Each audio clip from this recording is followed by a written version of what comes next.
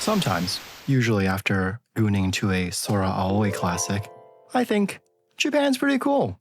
They've given us so many great things: anime, cars, electronics, and a vibrant secondhand market for women's underwear.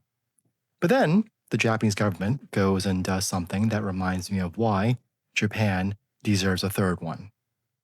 I first saw this news on Chinese media that the government of Japan was threatening other nations' leaders not to attend China's military parade to commemorate the 80th anniversary of China's victory over Japan in World War II. And to be honest, I didn't think it was real. I thought it was just some Wu Mao drama tubers making a mountain out of some random tweet from a Japanese right wing influencer. But then I looked into it, and it do be real.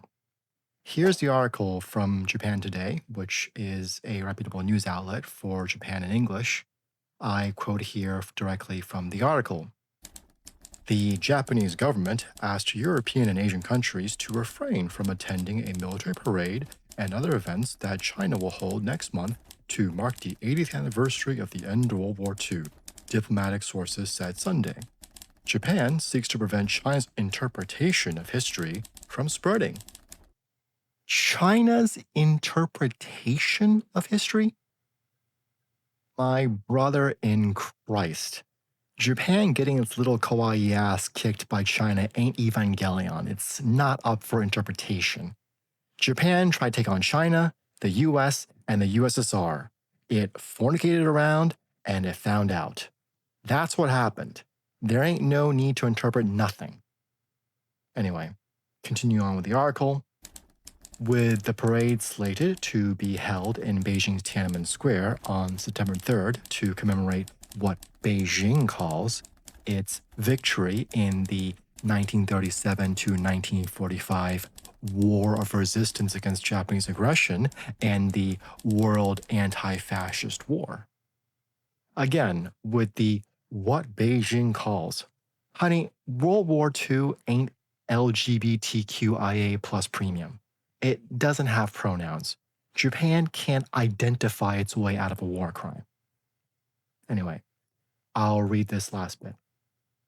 According to the sources, Japan conveyed to other nations through its embassies abroad that China's commemorative events have anti-Japanese overtones and that the participation of leaders should be carefully considered. Motherfucking Fracking. Christ. China's commemorative events have anti-Japanese overtones? What the fuck Frack. overtones is a commemoration of a war resisting Japanese aggression supposed to have? Pro-Japanese ones? Are we supposed to be happy and ureshi that the Japanese murdered 20 million of us? Should the Jews have pro-Austrian painter interpretation of history that justifies the ethnic cleansing of helpless civilians confined to small plots of land and... Oh, wait, never mind that. Anyway, that last line takes the cake. The participation of leaders should be carefully considered. Is that a threat, Japan? Do you honestly think that you're in any position to threaten other countries against China? Who the fuck Frack. do you think you are? Have you read the news in the past 30 years? China is more powerful than you by every metric. You're just lucky that the Chinese people are chill and panda-coded. If you had done something nearly as bad as the Grape of Nanking against the Americans or the Russians, I think you know quite well what they would have done to your country in 1945. You guys will be playing Fallout IRL from Hokkaido to Kyushu at this point.